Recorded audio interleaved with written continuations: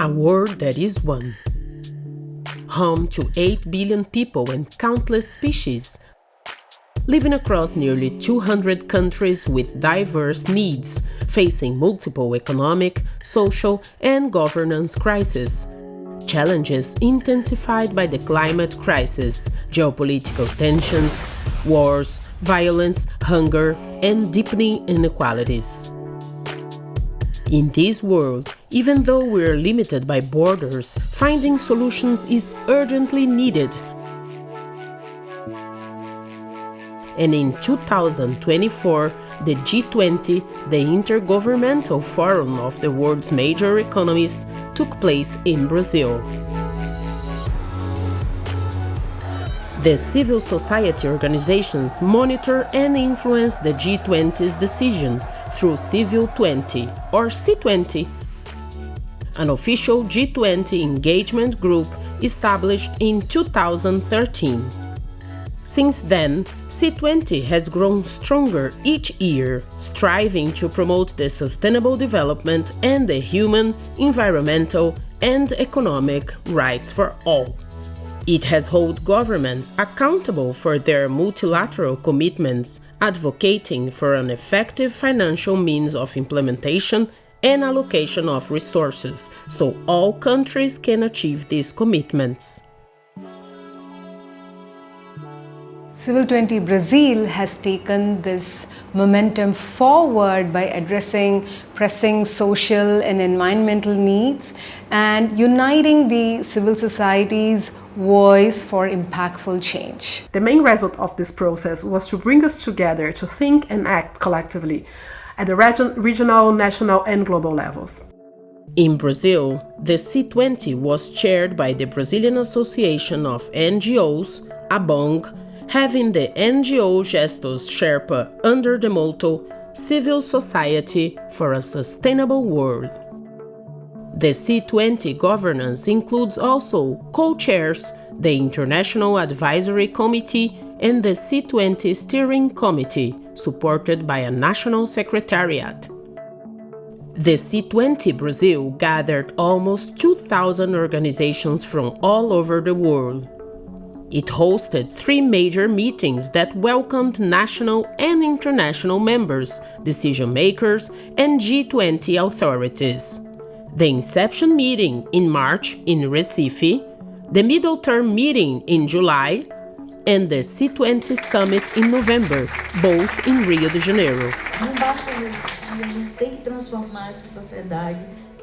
The C20 is a powerful space to engage the people and to establish a structural dialogue with the government in order to end poverty and other inequalities, but to convincing those governments to take actions to promote human rights, democracy, justice for all in the world. Another thing I want to highlight from the C20 process is that it's very inclusive, not only for civil society of the G20 countries, but from countries from all over the world.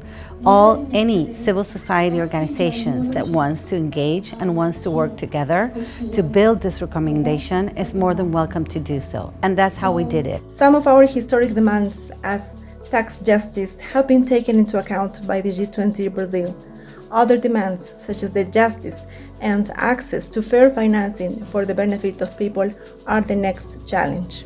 There is room to strengthen and deepen state commitments in light of the extensive, deep and representative work of the C20 in the Education and Culture Working Group, and we could deepen all these commitments in next years of G20. So we had a lot of achievements and we have more space to continue this work. The C20 recommendations to the G20 were developed across 10 thematic groups, taking anti-racist, rights and gender-based approaches with particular emphasis on people with disability. The way we work is mirroring the G20 main themes. So through our working groups, we collectively discuss what are the possible solutions to face the problems before us. With those recommendations coming from each one of the working groups, we do a summary of those recommendations, and we organize the key recommendations of C20.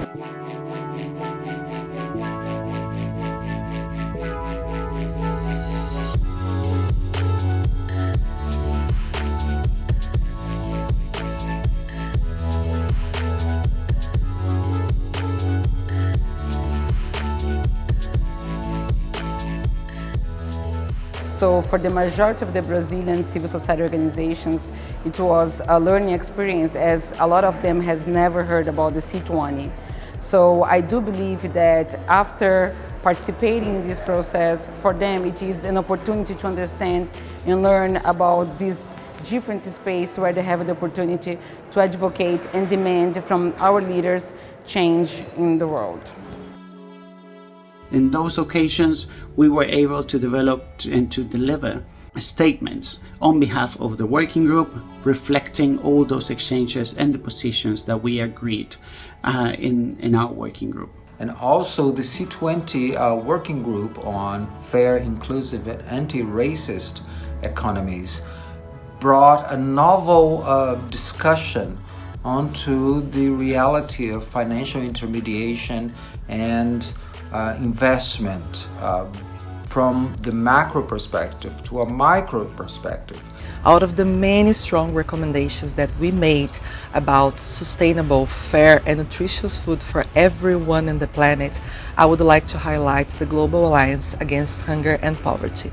So I invite you to become familiarized with our recommendations that are released in the C20 BRAZIL website.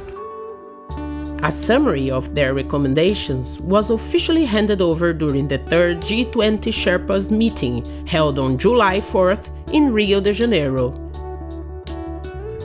The C20 working groups held dozens of meetings and for the first time were officially invited to contribute in several G20 ministerial groups and had opportunities to engage with the finance and Sherpas tracks.